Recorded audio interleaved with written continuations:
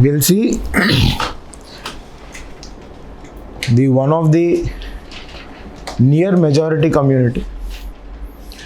One of the near majority community, but still an inherent minorities with respect to their ideological setup, with respect to their opportunity setup, with respect to their participation in different spheres of life.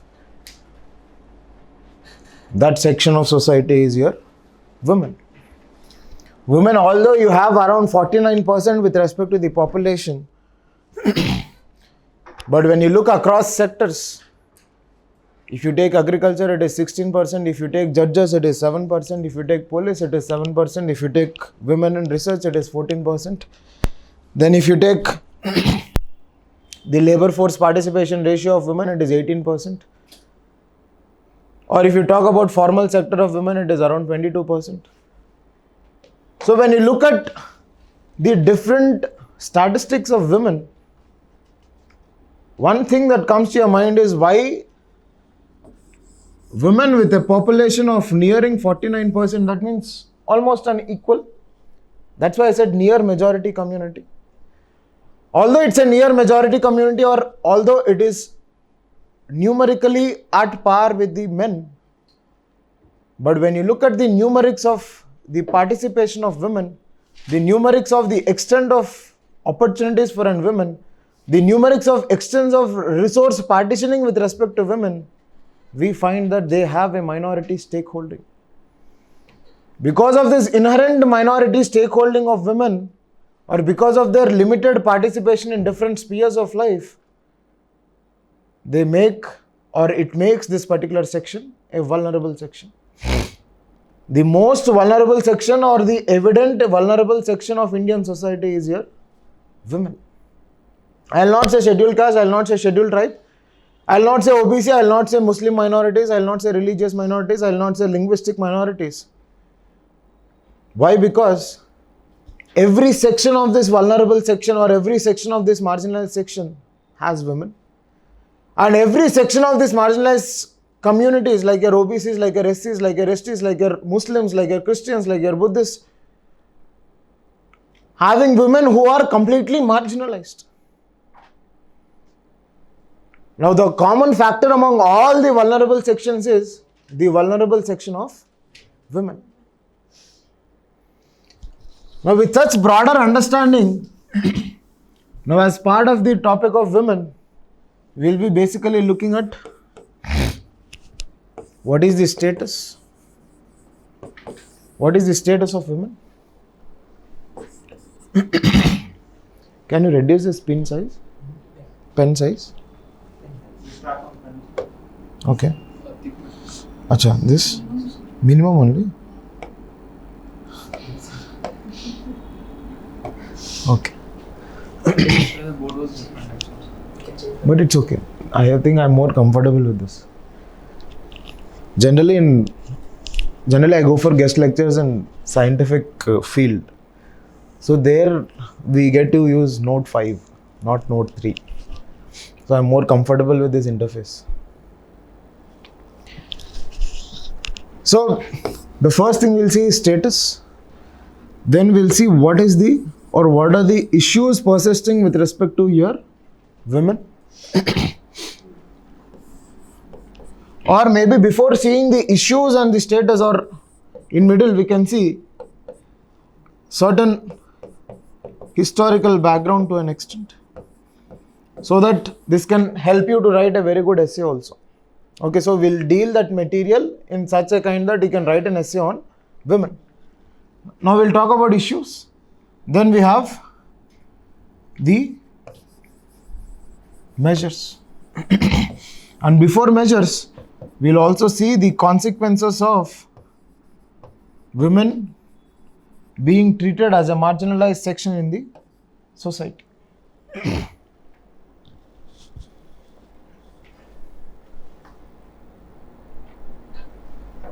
Right?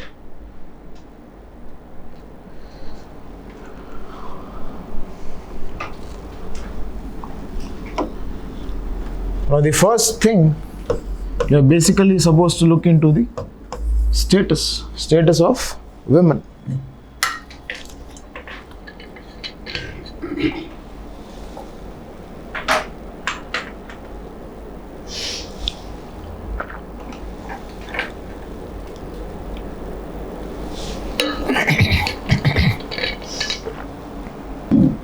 Status of women. Now when you talk about the status, again use your social, political, economic, and say maybe technological with respect to the digital penetration. Now when you look at the social status of women, we have seen the demography, it is around 49.5%. Total population is around 49.5%. Now when you look at the social status of women, we say that as per NCRB report,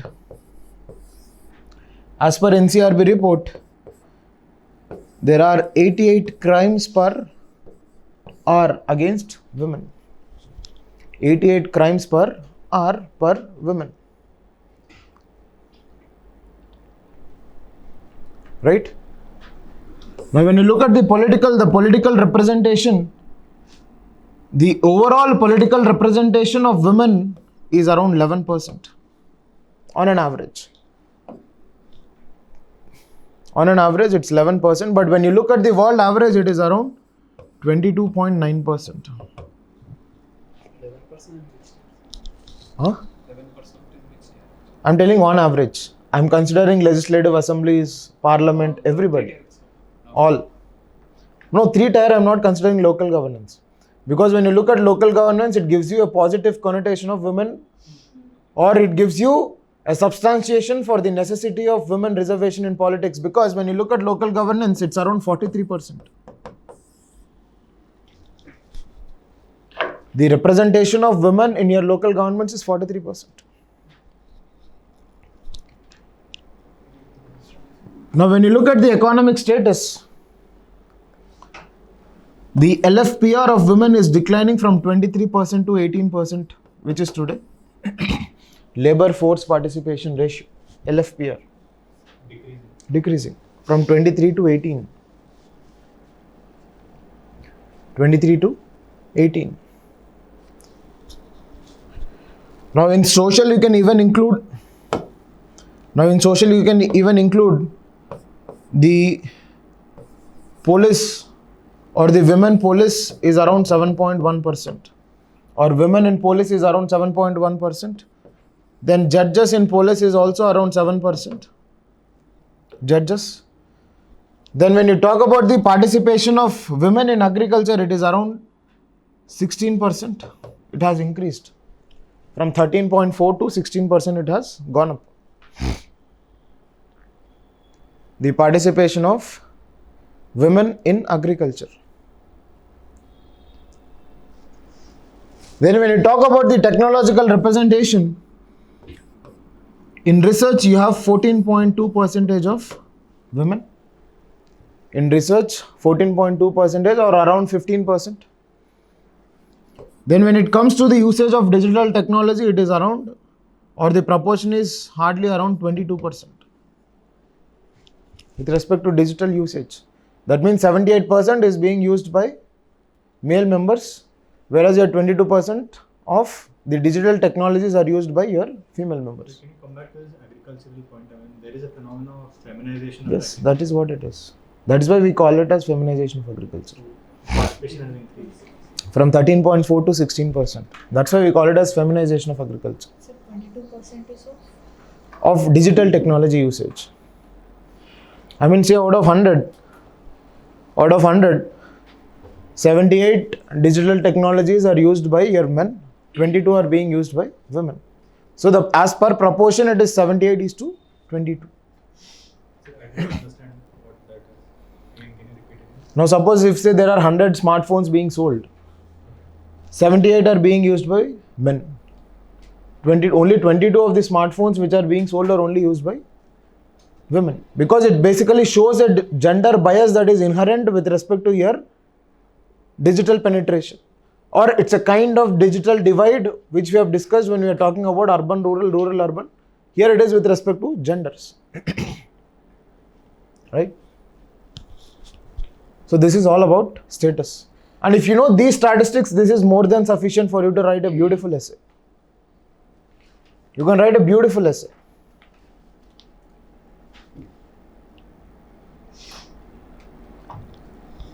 Now looking at the status, don't you think it is very evident that the women are being marginalized in the society?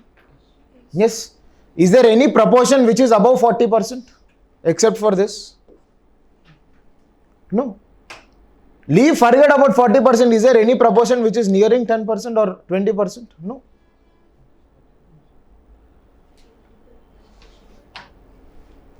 Which one?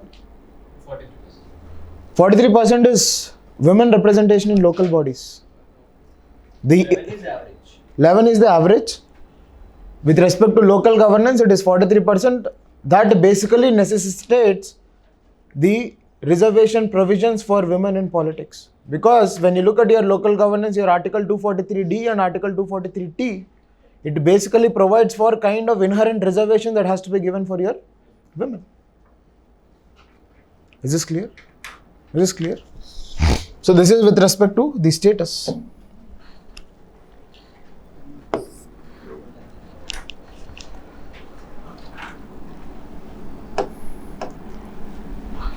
Now certain historical background.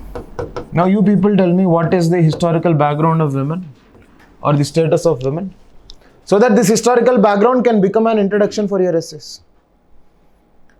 It can become an introduction for your essay. Now how do you divide any historical background? You basically divide it as prehistoric, proto-historic, and historic. Now under historic, ancient, medieval, modern. Now what is the status with respect to prehistoric times? What is your prehistoric times? Basically, previous to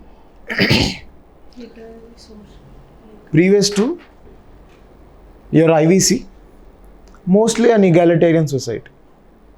Mostly an egalitarian society, but greater to an extent it was a promiscuous society. Okay. So mostly egalitarian in nature. Now when you talk about proto-history, what was your IVC? Was IVC matriarchal? No. No. What our sir said was It was not matriarchal. You have to be corrected. It was not matriarchal. It was to a greater extent again an egalitarian society. To a greater extent, I'll say. Egalitarian with respect to the gender perspective. I'll not talk about societal perspective because they had the concept of citadel. Yes, they had the concept of citadel, they had the concept of different clusters of living. Now when you have different clusters of settlement or you have the concept of citadel, it basically shows an inherent class inequalities that are present in your IVC. So as a society of IVC or Indus Valley civilization, it is not egalitarian. But when you talk about the gender perspective of IVC, it is more of an egalitarian society, because when you look at the nature of religion or when you look at the nature of worship, we had seen it was mostly naturalistic. Then we had also seen anthropomorphic. Anthropomorphic, you had Pashupati seal. On the parallel, you had Mother Goddess. You had bearded man or bearded priest. On the parallel, you had a dancing lady. So it was more of an egalitarian society with respect to the gender perspective of IVC. But as a whole society, I will not say it is egalitarian because of this class inequalities that are evident from the presence of citadel. Right? Now, post IVC, you have your Vedic, early Vedic and later Vedic. Now, what is the status of early Vedic and later Vedic? The women, what is the status of women? the condition of women deteriorated from early Vedic to later Vedic. From early Vedic I to? would say it was good in early Vedic, but then it definitely deteriorated. Yes. The generalistic observation of the status of women started to decline. Although in early Vedic period they were allowed to enter your sabhas, samitis and vidatas, but on a later Vedic period there was a restricted movement or restricted entry of your women. Now what is the gender perspective when it comes to your heterodox religions like your Buddhism, Jainism, Ajivika sect, all this? First they were completely devoid of women and Later it became little more participative or gender inclusive. Very good. So when you talk about early Vedic, the status of women was comparatively better than your later Vedic. Because in early Vedic, they had the chance of education. For example, your Gargi, Maitreyi, all these were people of early Vedic. They had this political representation in the form of Sabha, Samiti, Vidadas. Now they had a certain participation with respect to entertainment activities like dancing, music, or certain economic activities to an extent. Because what is the economic activity of early Vedic? Was it an agriculture society? it was mostly pastoral. It was mostly pastoral. What about your IVC? It was trade based. It was trade based. Like There was agricultural actually revolution. recent discoveries it was showing me agriculture also the pastoral economy also. Huh? Like recently they have found in the paper I have seen that there was some pastoral trade also. Hmm. As in according to history books, it was mostly of agricultural trade. Like It was more of an agricultural society. When you talk about your early Vedic, the transition from your IVC to early Vedic was this agriculture society.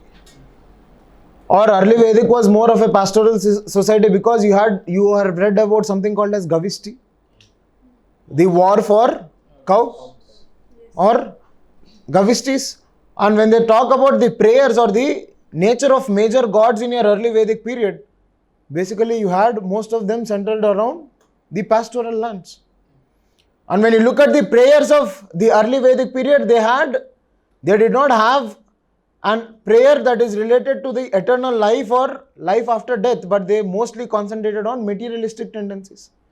For example, Pashu, right? Pashupati, who was Pashupati or Pashu? Or they wanted land, they wanted children, they wanted cows. So when you look at the nature of the prayers of that particular society, it is very conclusive that it was a pastoral society. Now when you talk about later Vedic, it got transcended or transformed into, to a greater extent, into agricultural society. And from then on, you find that across the time period, your 16 Mahajanapadas, your Mauryan period, your Gupta period, your Harsha period, your Indo-Greek, Saka, Kushan, all this, or transcending into medieval also, your Delhi Sultanate, your Vijayanagara, Kakatiya, all this, you would find that agricultural taxation became the major source of revenue or major source of income in order to run or sustain their standing armies as well. Right? So when you look at the historic status,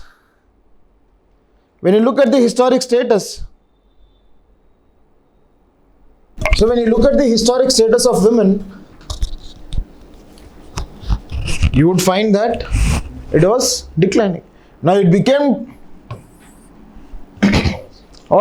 little more concerned with respect to the women's status during your medieval period.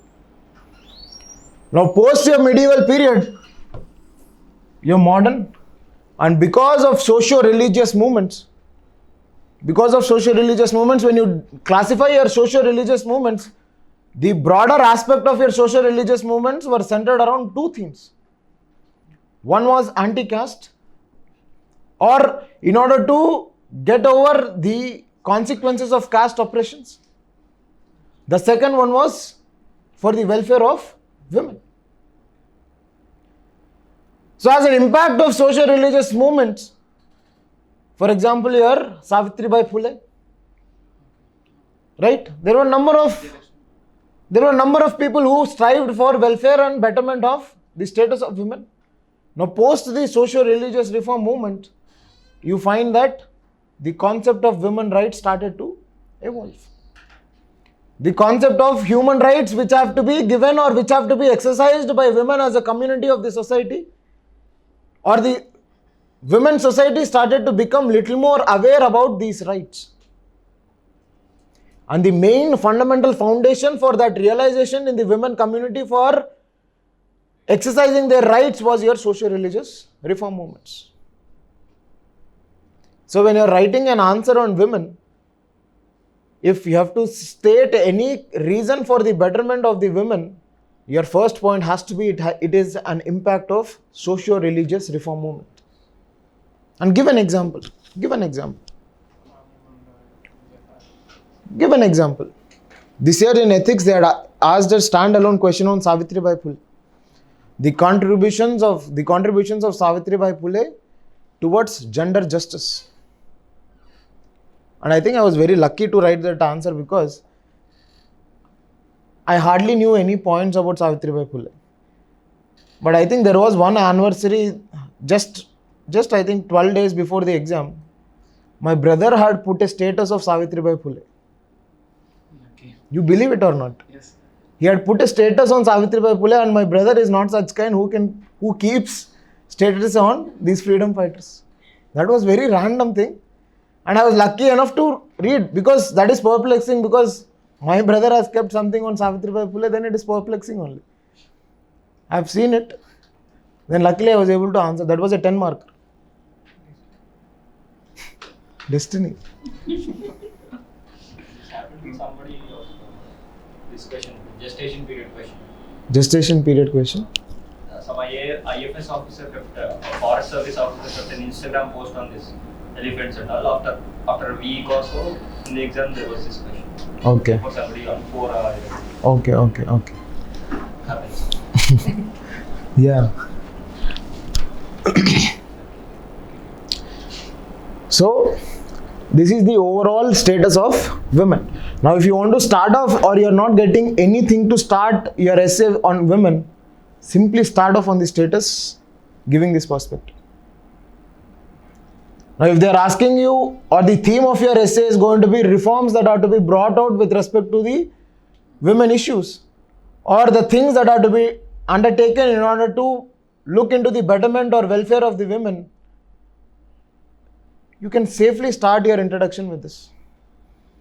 Now, looking at, or by just giving this picture of the historical status of women, you can say that the declining participation or the betterment or the welfare of women has been foundational with respect to the historical perspective of India as a country. Now, with the socio-religious reform movements, it started to retrieve and reverse itself and transcend towards the betterment of women. And in order to take it to the next level, the necessary things that have to be done. That will be your connecting line. Okay. So, any essay on women, this can become one part of it. This year on patriarchy also I had written this one section. Because patriarchy as a phenomenon was very much prevalent during these periods, early Vedic and later Vedic. And later Vedic, it became little more pronounced, and they started branding that male domination in the Indian society as patriarchy during your later Vedic. Okay. So this is all about the historical status. Now, present status we have seen with respect to different sectoral participation of women. This is historical participation or the historical status. Next is the women issues. Women issues.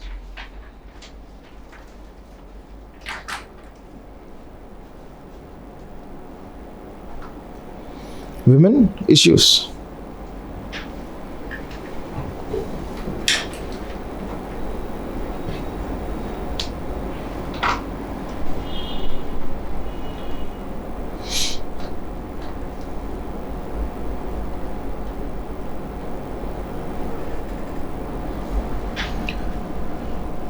Now, when you're tackling about women issues,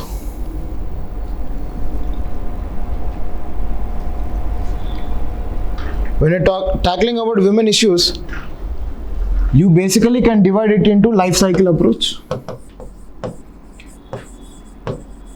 Now, you can give a life cycle approach with respect to women issues, because When you start writing women issues, you can keep on writing and it becomes very random. Suddenly, first thing comes to your mind is dowry, then domestic violence, then rape, then these infanticides, female feticides. So it becomes very random if you start writing just like that, or if you just start off. So in order to structure your answer with respect to women issues, the safest structure you can use is life cycle approach. Life cycle approach basically from womb to tomb. That means during birth, what all issues you have? Female feticides or sex selective abortions.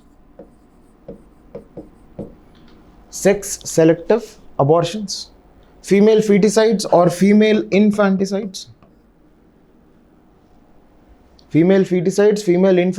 Sex selective abortions. Meta-son preference.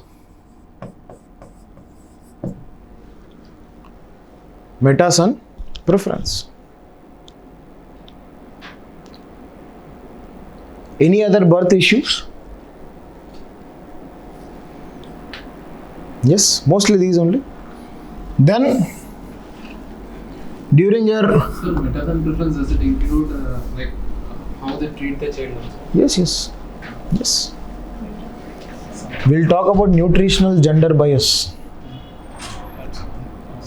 Now suppose if parents are getting a biscuit packet, for example, 3/4 will go to the boy, 1/4 will go to the girl. Well, that is the order of the society. We cannot do anything. And being a bureaucrats, we cannot say we cannot do anything, but it's only that we are little more optimistic about the reforms and changes. Okay. Birth. Then during your childhood, then adolescence. This is one phase. During your childhood, during adolescence.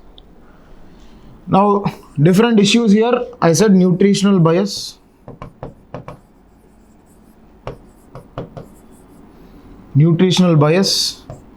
Then gender discrimination.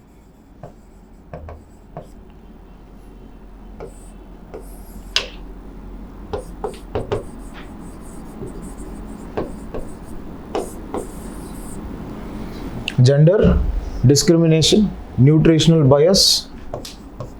Then child abuse. Women child abuse.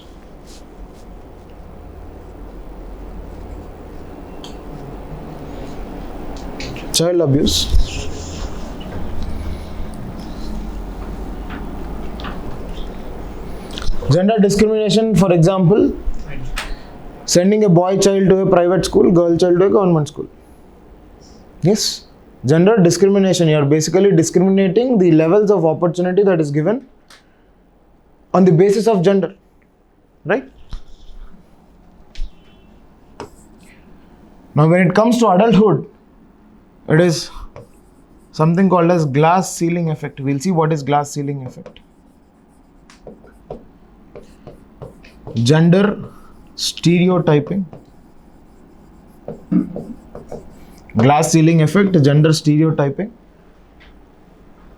Then violence against women. Violence. It might be domestic, it might be public, it might be gender kind of violence, or it can be rape. Any kind of violences.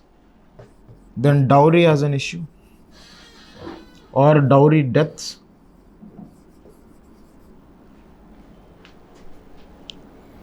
Then when it comes to your senescence or your old age, lack of social security. I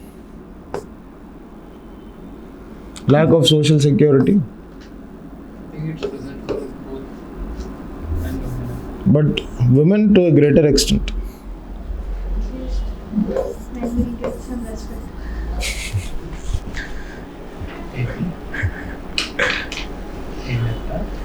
I think you have taken the issue very personally. I didn't get what.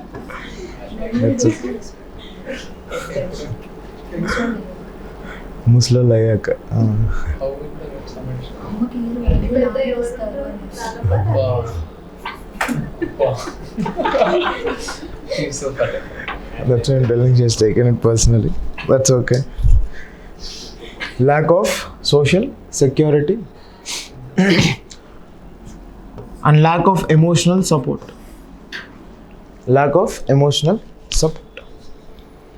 Now, in our adulthood, you can even talk about the privacy as an issue or reproductive rights. Privacy as an issue or reproductive rights.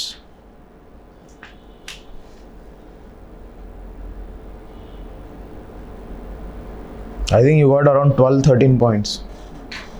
Now, when you write women issues randomly, at max you can get 5, not more than that. You'll get stuck there because same points keep repeating. Now, when you use this life cycle approach,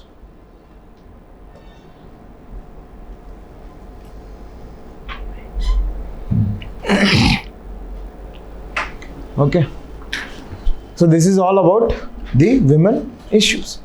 Now, basically, after dealing with these women issues, we need to see what are the reasons for such sad state. Reasons for the sad state of women or the kinds of women issues that are persisting. Now, again, when you look at the reasons, now like how poverty or causes became the consequences and consequences became the causes. For women issues also, it is your causes becoming the consequences and consequences becoming causes. It's a vicious cycle. Now, when you talk about your reasons, you have your social, political, economic. You have your social, political, economic, technological, legal, and ethical. I think reasons, let us not talk about ethical aspect. Let's restrict to legal aspect. Now, when you look at the social reasons, the first point has to be patriarchy. The first point has to be patriarchy. Patriarchy is supported by both male and female. In that sense. Women don't support, But they are made to support. they are not, like they are habituated with that. That's what they are made to support. They sometimes they themselves don't realize what is happening. It is not about their realizations. Please sit and listen to what two women are speaking. You'll understand. I should not use the word what I'm supposed to use in colloquial languages, but both speak a lot of instances of subjugation. Now, say you have two brothers. Just listen to the conversation of the wives of those two brothers. In half day, at least half of the time goes on in talking about What are things? the colloquial representations of patriarchy system or their way of understanding of patriarchal system. So don't say women are not aware. If you have given enough opportunities, women will become the most enlightened part of the Indian society. Don't worry, I might sound feministic in nature or an advocate for feminism, but it is what it is.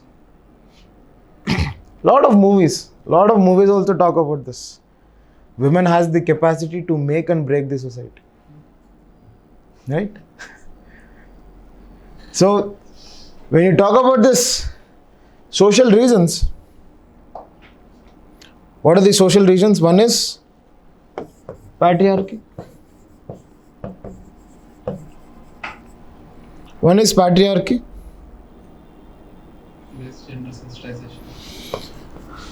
Then low levels of opportunities with respect to health, education, sanitation, housing.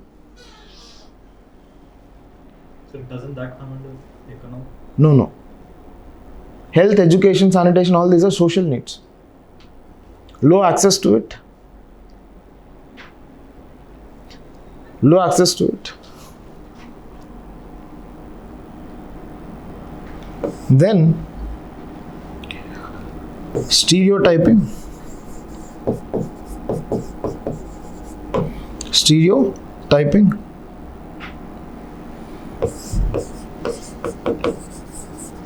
Violence or domestic violence, or something called as double burden. Double burden. Now, what do I basically mean by double burden is household work as well as the professional aspect. Now, when you look at the present status of women in the Indian society, you find this double burden is shifting towards triple burden.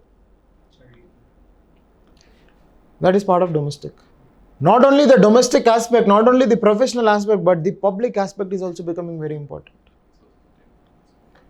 For example, women in the house, our household work is domestic. Her work in the office is professional. Now, what she is in the public domain, that is also a kind of burden that is being imposed. Now, they have to manage everything or all the work that is in your domestic. They have to manage everything with respect to profession. And they also have to manage the stereotypes or the gender kind of biasing that is being shown by certain sections of the society when she is present in society. Now you will understand this triple burden or double burden or transition from double burden to triple burden very well. I think in the year 2004 or 5, in Rajya Sabha there was a discussion. In 2004 or 5 there was a discussion with respect to the shifting of double burden to triple burden. And the context of this Rajya Sabha discussion on this or women issues as part of this was in 2004-2005 there was a private member bill that was introduced. There was a private member bill that was introduced in order to pay the domestic works of the women, or in order to monetize the domestic works or household works. Now morning, if I put dosa, give me 20 rupees. Your salary is 20 rupees for dosa, 10 rupees for idli. Now we are laughing because it might seem that women perform these activities on the basis of emotional connect that they have with the family. But male member will also have emotional connect. Yes, he gets up, he's in lungis and he says, "Arey dosa, coffee, tea," right? So, in 2004-2005, there was a debate that was taken up in your Rajya Sabha by a private member bill. I am not able to recollect that person's name. She was, I don't remember, I think she was very veteran with respect to her political career. And she had tried to introduce this, but this could not get it. The reason behind this was they did not find out a criteria, or they could not find out a criteria in order to include the domestic economy or the domestic works of women into GDP. It was very difficult with respect to statistical complexities. Because when you look at the nature of domestic work that is performed by women, it is really diverse. No two women of two different households will perform the same domestic work. Because their family setup is different. Some will have grandfather, grandmother, some will not have grandfather, grandmother. Some will have 1 children, some will have 3 children. Some is working women, some is not working women. So in order to bring an uniform criteria, in order to monetize or account for the domestic works of women into GDP, it became very difficult. Or the prime debate for that bill not to be passed was this, the statistical complexities behind monetizing it. That was one concern.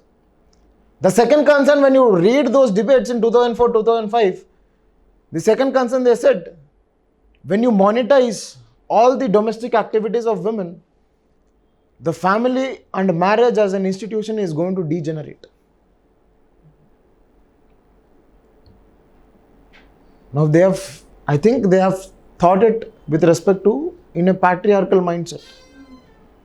In a patriarchal mindset, because when you say this statement as a counter narrative for introducing a bill which is going to monetize your domestic works, that means they are in an assumption that women lack financial autonomy. Women lack financial independence. Women lack or they don't have necessary or ample amount of financial opportunities.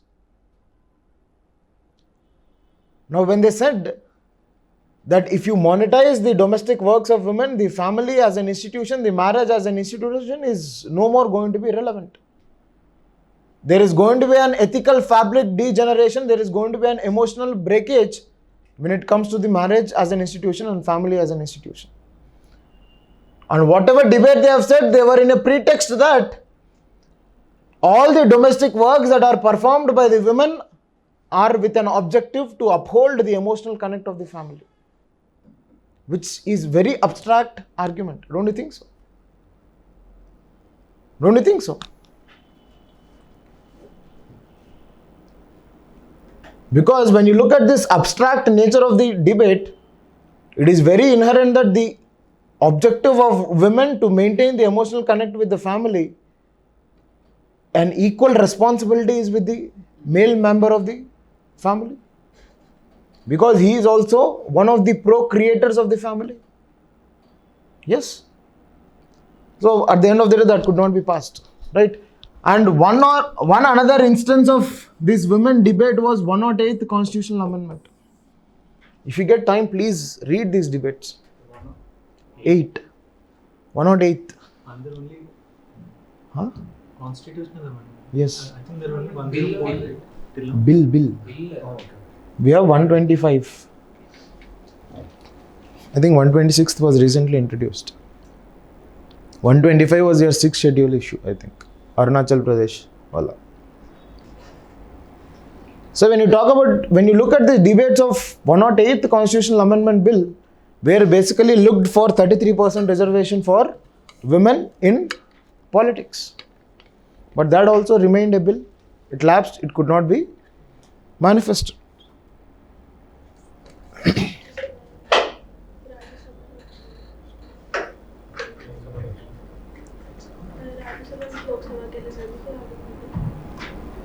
Got lapsed.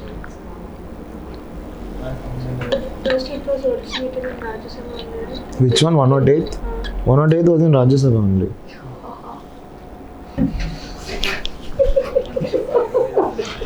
One or eighth was in Rajya Sabha.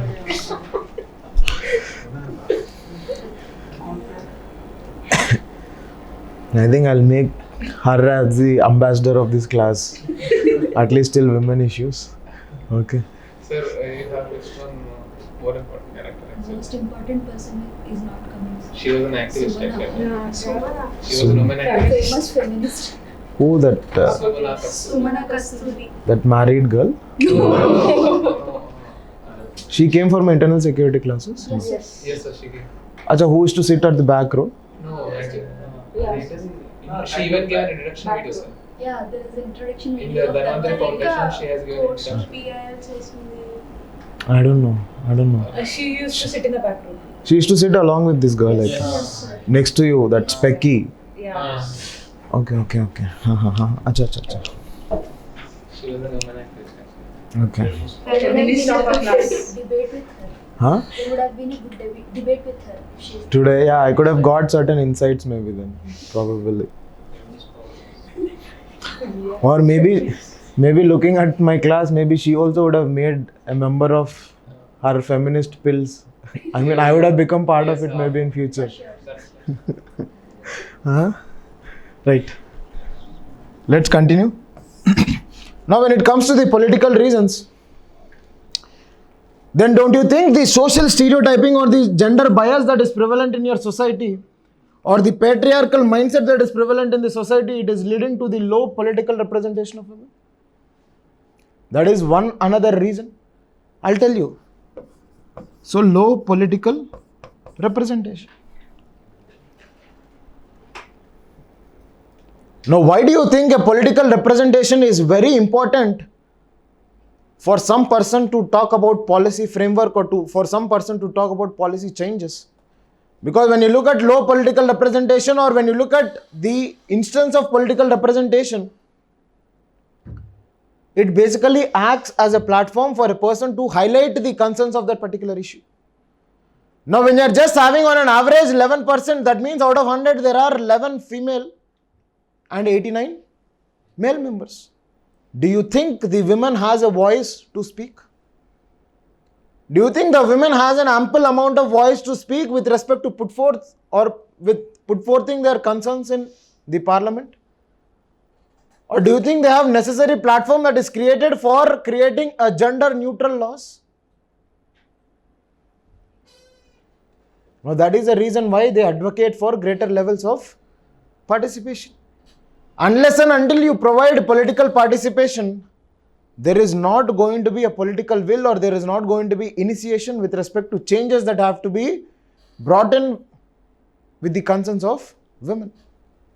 Sir, how about dividing the vote bank? Which one? You cannot. Separate. What would be the consequence? You cannot. So they will be having wider representation, right? Now suppose, I'll tell you an example. Take there is an X family. There is a father, there is a mother. There are 2 children. I've seen this experience personally. I mean, one of my neighbors, I've seen it happening. So I think it was, 2014 elections only. There was a divide of ideology between wife and husband and daughter. Okay. I mean that divide, they were discussing just the afternoon and next day morning you're supposed to go and poll.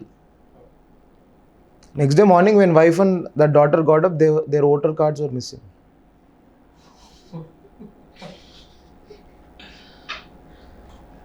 They'll not allow you to vote.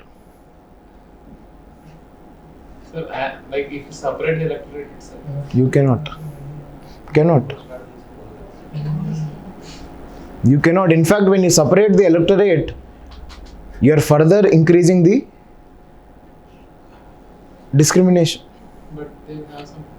Because when you look at this, when you look at women reservation in local governments, although on papers it is 43%, They are like what is your concept of Pati Panchayats? They are mostly proxy. Now when you get a chance, watch this web series Panchayat. Have you all watched it? Yes. That gives you a very classic example for Pati Panchayat system. And you'll also understand the absence of organic linkage between your political executives and permanent executives. That at a local government level, but on a broader perspective, you will see what is the difference or what are the conflicts that exist for you to maintain an organic link. Now, although this gender budgeting was an issue that was a policy that was introduced in order to bring in gender promotive policies, but the concerns with respect to gender budgeting was most of the people did not understand what do you mean by gender budgeting. First thing. The second point that you are supposed to remember with respect to gender budgeting was it is not enforceable. It is not enforceable. Now, one classic example for understanding the sad plight of gender budgeting is your Nirbhaya fund. When you look at your Nirbhaya fund, hardly 2% of Nirbhaya fund has been used for enhancing the safety mechanism of women in public. That 2% of utilization of Nirbhaya fund was also post lot of judicial activism in the form of pills, your RTIs, all this. So this enforcement or the implementation of the policy of gender budgeting is not so prominent. Now, because when you understand that unless and until you provide necessary clout of your economic resources for the betterment of women, the actual benefits or the actual welfare of women cannot be created. Now, this is the reason why there is no concentrated, why there is no focused approach for the allocation of economic resources for betterment of women. That is the reason why SHG as a model become very prominent. Why? Because when you look at SHG, it is all a win-win situation.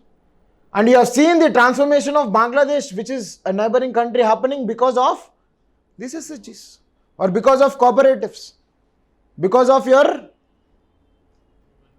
Grameen banks. There, because SHG acted, I mean, in governance class, maybe we'll see SHG in detail. SHG acted as a tool or provided an impetus for the financial autonomy status of a woman. First thing. Second, it also acted as a transformative tool with respect to certain social persisting issues in a particular region. Or it acted as an alternative organization for your local governments. Because when you look at local governments, they talk about, or the issues with their local governments is 3Fs, funds, functions, functionaries. Now all these funds, functions, functionaries were being met by your SHGs because you had human resource. Because SHG as a definition is a voluntary group which has common socio-economic characteristics and which is numbered around 10 to 20. That means one, they have human resources, that is in the form of functionaries. They pool up resources. They pool up resources or margin funding. They have funds. And they have certain inherent initiation or they have certain proactive nature with respect to their functioning. That's why they also have or they also take part of certain functions.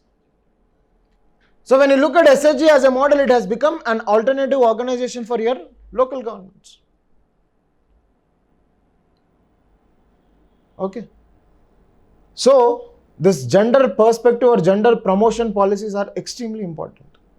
And enforcement and awareness of these policies also are very important. It is for all. It is for all. But the common observation we find is women are part of it. Now the economic reasons. Here we will talk about something called as glass ceiling effect.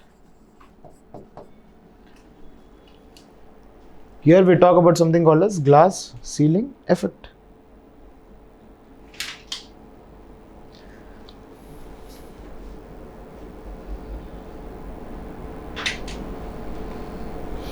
Glass ceiling effect.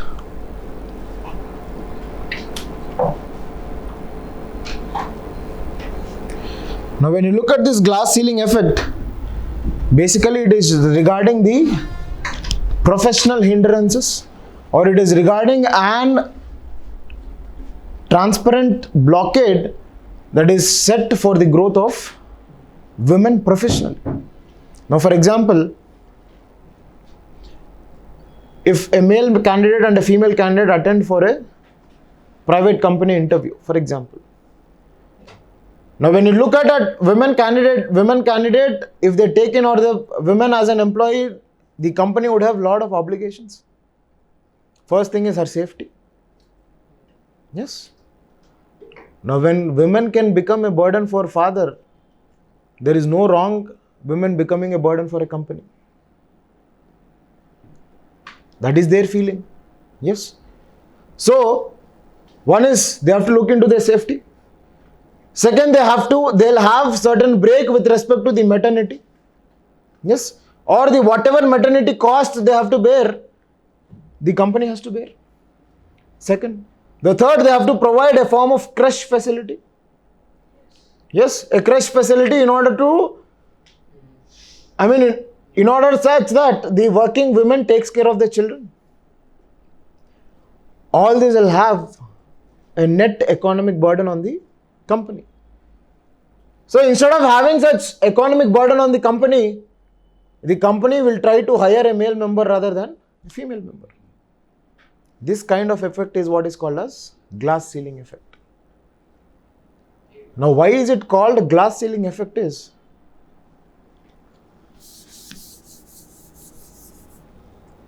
now say this is your glass ceiling. There is a woman in the profession. Now she is able to see her career progress. She is able to see her career progress. But she can reach only up to this because it is going to block her career progress. That is why it is called as glass ceiling. Because ceiling is that which restricts your movement upwards. And it is called as glass because she is able to see it.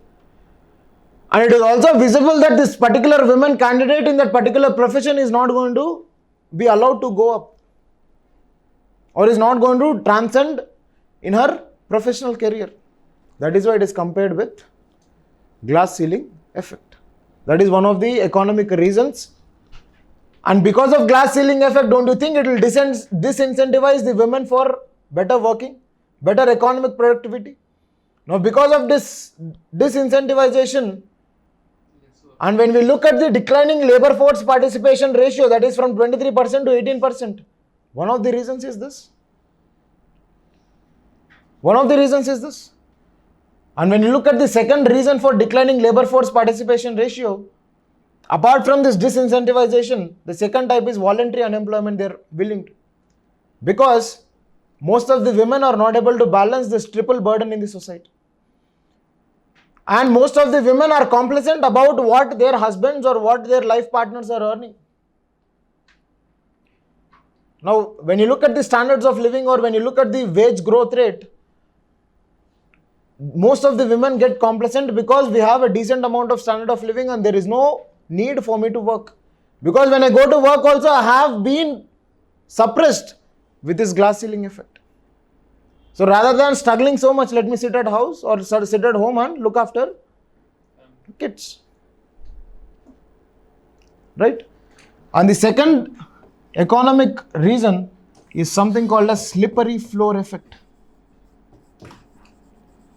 See, these are certain keywords that are to be used when you are writing about women, because on women everybody can speak.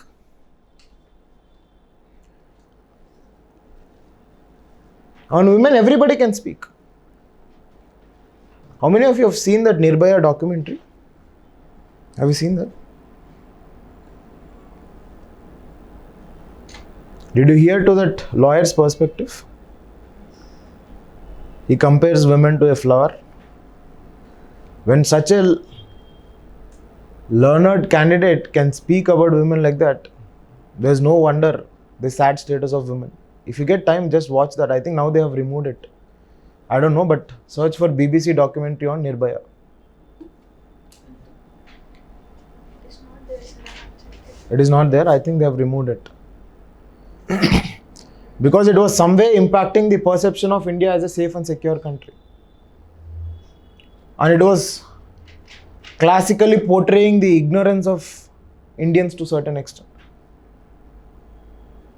Because an advocate or a lawyer cannot speak, he's of such status, he's a Supreme Court lawyer. And he cannot speak about women in such a manner. That inherently shows that the society is already doomed with patriarchy and it is already doomed with gender biasness. I think that's why they have removed it.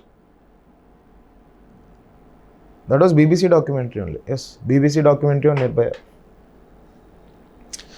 See, when you talk about the slippery effect or slippery floor effect, it basically talks about the gender bias when it comes to the remuneration. That means there is no equal wage that is provided for women. When you look at the wage rates, for example, if a male member in a daily work gets around 270 rupees, a female member gets around 190 rupees. This is on an average. This is as per Anup Satpathy committee report. Anup Satpathy.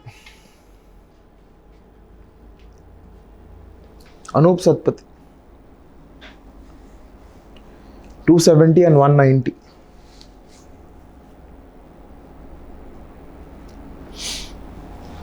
So can you spell it? Anup, A-N-U-P. Anup Satpathy, normal Satpathy. I think not UP, double OP, Anup. Yeah, just check that spelling. Anup, double OP, I think. Now, the slippery floor effect basically indicates the absence of wage equality or wage inequality with respect to male members and female members. Right? Now, when you talk about your technological, then I said the digital divide. The digital divide, or the digital awareness, or the digital literacy that is prevalent or with respect to women.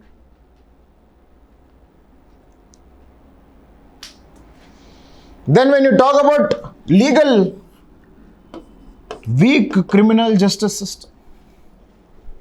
Weak criminal justice system.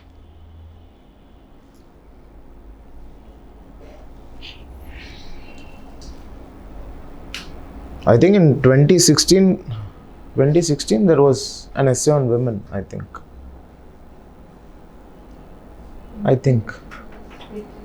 In 2016 or something, 2016 or 16 only. Because essay on women, they did not ask. In 2019, 18 it was not asked. I think 16 and 17 there was an essay on women. So even in this year, This year they asked patriarchy. This year they asked about patriarchy. This year I had given a different introduction for this essay. In 1 year, in 16 or 17, I started with Vishnu Purana, I think. I remember, if I'm not wrong. In Vishnu How Purana. do you generally approach for introductions? My- Collect some stories. No, I have a very strong base of Rig Veda and Upanishads. So I know Rig Veda by heart. So, Rig Vedic slokas and all, or the suktams and all, I use it left, right. That's why I have my strength with respect to essay on ethics is this. And Upanishads this year, for I think philosophical essay, I think question number 2, Mindful Manifesto is a catalyst for transcendental soul or something. I don't remember the last 2 words. I started my introduction with Kathopanishad. Kathopanishad, basically it's an Upanishad which discusses the conversations between Nachiketa and Yama. And there Yama categorically mentions for an transcendental soul or for an happy society, you need to have something called as Trikarana Suddhi. Manasyekam, Vachasyekam, Karmanyekam, Duratmanam. Okay, so I think this was my introduction this year. Kathopanishad. And I had linked this Kathopanishad with the universal happiness or Vasudhaiva Kutumbakam concept. That was my conclusion. smart. Because that is my strength. And philosophical essay, that's why in every year's essay I get almost around 140 plus. There is no doubt in it. 16 I had, I think, top score in essay. In 2016 I had around 172 in essay. Every time I get flunked in interview, I don't understand why. I don't know, maybe I'm overqualified to sit in that interview, probably. They always pull me, you have such an academic record, and why the hell are you sitting here? What else do they want actually? I don't understand. I did not get They it. ask such sort of questions. I don't understand. That's why this year's DAF I'm trying to feel little less. Yeah, that's right. Actually. Because I was an university gold medalist in my bachelor's. I was a president medalist in my master's. I was a DST inspired fellow. I was a national level mime artist. I'm a trained classical dancer. All this is my DAF. I'm a national 2017 national level javelin throw gold medalist. All this is my DAF, and I think they're pissed off. I have 2 international journal research papers. I have a Singaporean patent. I write all this. Now they say, "Arey Babu, this is not your place, get lost." They don't give me more than 140, 150 in my interviews. I hardly get 140. And I don't think my communication is also very bad. That's why this year I'm going to be very normal candidate. Let them enjoy. And I write about my NGO also, which I told you. Yes. The name is Masti Ki Prayogshala. Now it is under Sri Satya Sai Vidya Vahini. Yeah. God knows. God knows. That is one mystery I'm not able to crack it. But let's see what happens. I mean, post mains result, when DAF is given an opportunity, maybe I'll normalize my draft this time. So you mentioned also the merits actually which you have accumulated over the past. Yes. Like the presidential merit. Yes, absolutely. Even this time, are you going to enter? This time I'm not going to keep my research. Very certain. I'll not talk about my research. I'll not talk about my presentations. I'll not talk about my international conferences this year. I'm not going to keep. Because I think they somewhere feel they're going to lose a good researcher. And that attitude is there, my dear. Please remember in UPSC. That attitude is there. But it's more of a team player, right? What you are showing is More of a team player, but when you look at my credentials, it is more of a research aptitude credentials. And if I was a president medalist or if I was a university gold medalist, say in Bachelors of Arts, then or in something like public policy and something like that, then they would have been okay. But from one of the premium institutes and one of the technical branches. And the worst part is, I've done my bachelor's in electrical engineering. I've done my master's in polymer technology. I've done my PhD in textile engineering, and my optional is anthropology. Diverse. so much answer actually. So I don't think, and my first preference is IPS, Indian Police Service. So they are boggled with respect to connecting the dots, what this fellow is doing. Does he have an idea about what he is doing at least? Bachelor's, he did electrical engineering, got gold medal, fine. Master's, you will do some specialization in control systems or like that. He suddenly jumped to polymer technology. There also he got president medal, fine. After getting that, he would have done at least in polymer technology, why textiles out of all? Then he had so much technical background, he could have taken electrical engineering or chemical engineering as optional in here. Anthro.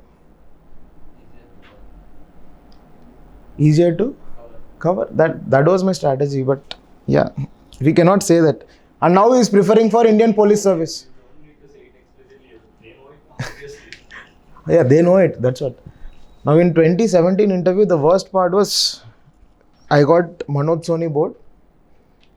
He gets up in the middle of the interview and walks off. I think then I realized, Arey Baba, get ready for next year prelims. It happened. I mean, I got very low scores in 2017, I think. He gets up and walks off, and he starts doing pradakshina around the whole table. I think we'll members of 5, and I am the candidate there. He takes 2 rounds and goes somewhere, comes.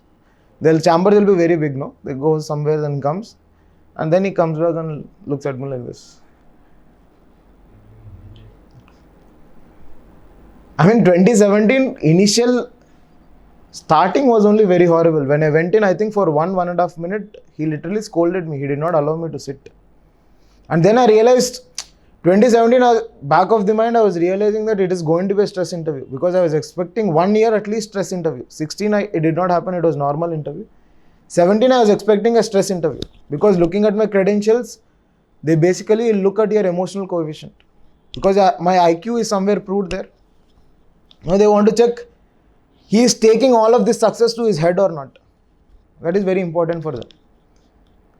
Now, Mara Mereko. Literally. He did not allow me to sit for 1.5 minutes. He said, you are such a stupid. You have studied so much.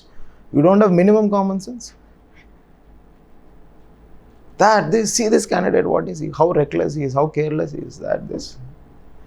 You don't have any other option other than standing and apologizing for no reasons, for not a mistake which you have done.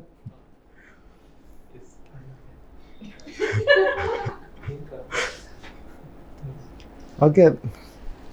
I think if there was a girl candidate in the place of mine, she would have literally cried off there. Stereotyping. You're stereotyping, right? I'm not stereotyping. That kind of pressure is there. Women can be mentally stronger than us. No. I'm not saying.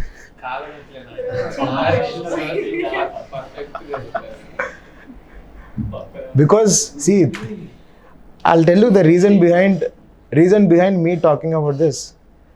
Because I think in 2016 when I was giving my mocks, when you're giving a mock, the thing is like you will have a recorded session, and outside also they'll keep a screen so that whoever candidate is sitting can look at the interview, what is going on. And one female candidate cried literally. Watching your interview. Not my interview. Not watching my interview. I mean, in your mock interviews. Interview was going on. So they wanted to make it a stress interview, and they wanted to see what are her emotional levels. She cried. Then some board members, they got scared and said, calm down, don't cry. I think she got a rank that year. She got around 525, I think.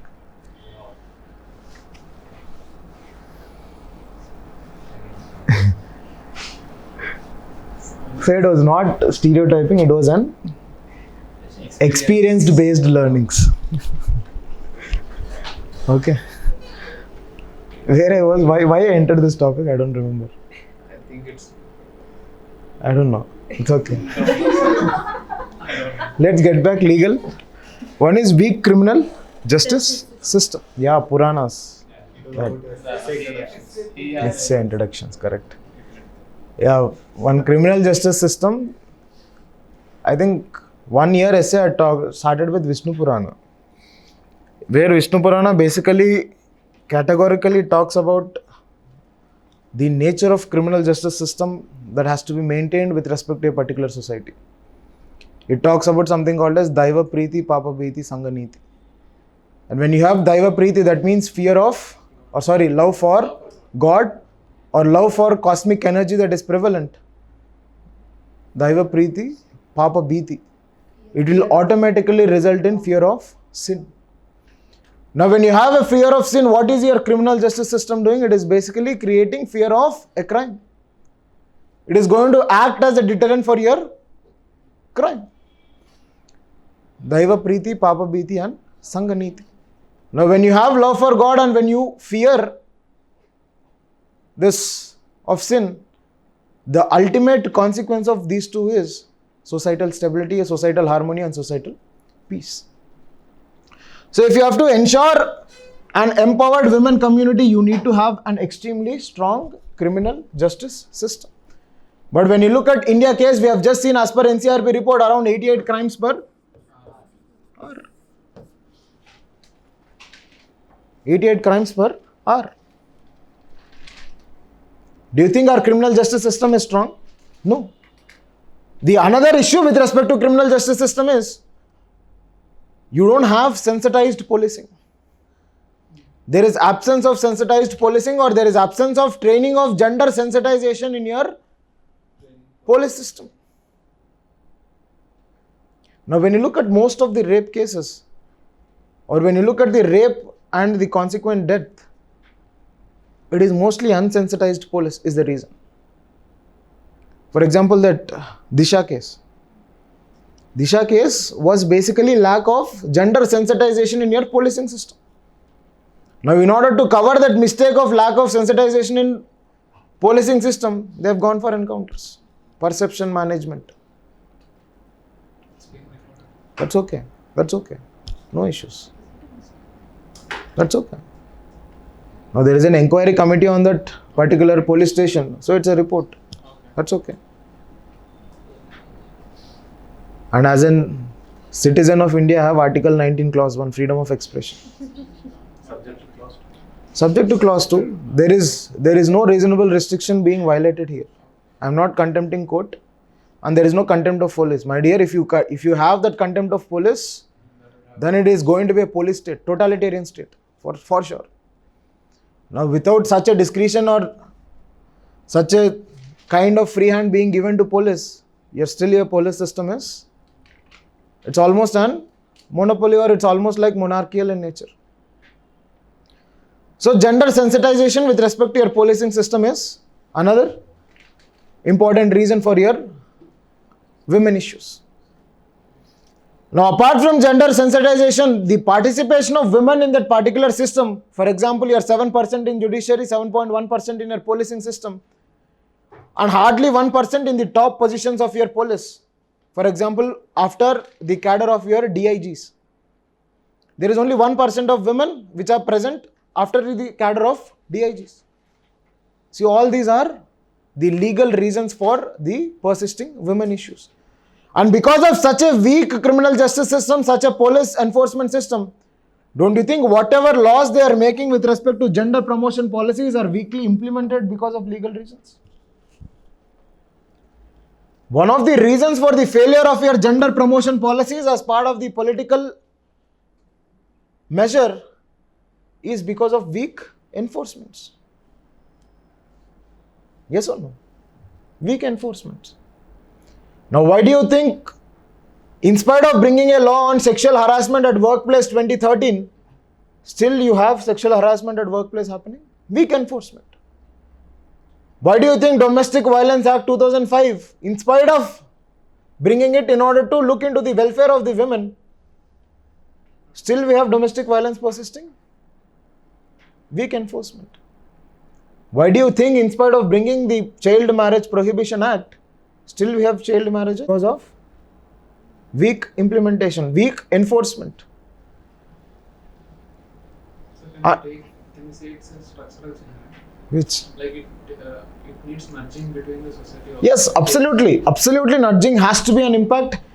And before all these measures, if you are writing any measure in order to look into the empowerment of women, one thing I would say is behavioral change or attitudinal change is a must. Now, unless and until that behavioral change and attitudinal change happening at family level, It cannot be replicated. happening or taking up the gender sensitization campaigns at the family level or in the laps of mother, it cannot get manifested into the streets of the country. Right? So one important thing or reform that has to be brought in with respect to tackling of women issues is your behavioral change or attitudinal change.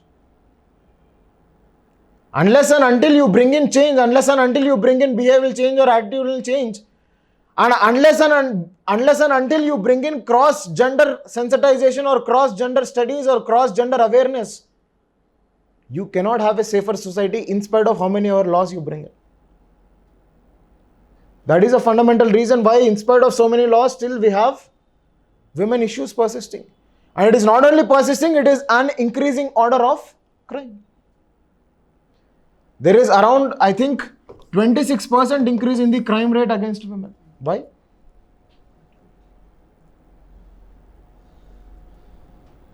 Okay, so these are different reasons for women issues. So can you add a lack of property rights also? Lack of property rights, now it is not relevant because your Supreme Court has come up with a judgment. But only the Hindus, per se Hindus. Per se Hindus, but yeah, slowly that will be percolated. Somebody will put a pill and I think it will get percolated. If you're not getting any points, then you can include. Under your social, you include that, not legal. Because the inheritance rights are mostly a family aspect. Now in your issues under childhood, please add child marriages. I think I forgot.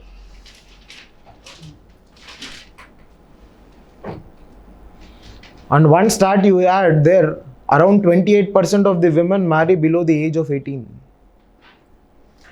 Around 28% of the women marry below the age of 18. Right? Now I think when I was discussing reasons only, I discussed about measures. Measures.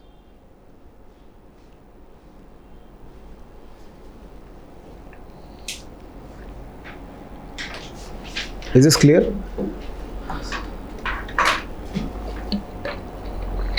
For measures you you divide it in the form of constitutional measures, legal measures, institutional measures. For measures, constitutional measures, legal measures, and institutional measures. Now legal measures, you can write number of laws. On institutional measures, you can talk about National Commission on Women.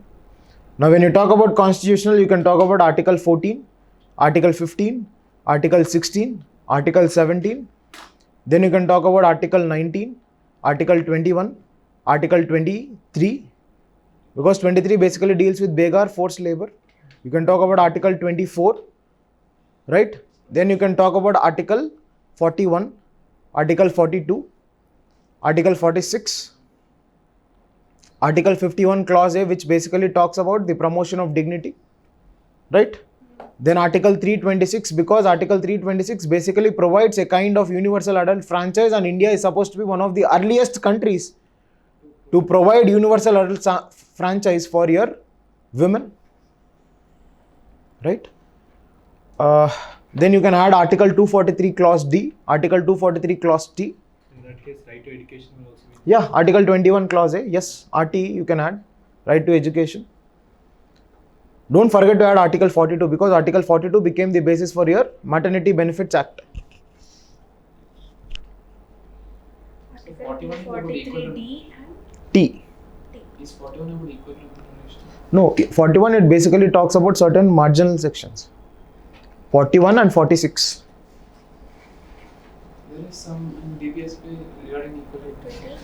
Equal remuneration, that is Article 39 clause C. Yeah, please add Article 39 clause D. Please add Article 39 clause D. That is with respect to equal remuneration. Clause D it is. Equal wages. And for that case, you can even add Article 39 capital A. Because Article 39 capital A, it basically provides for free legal aid.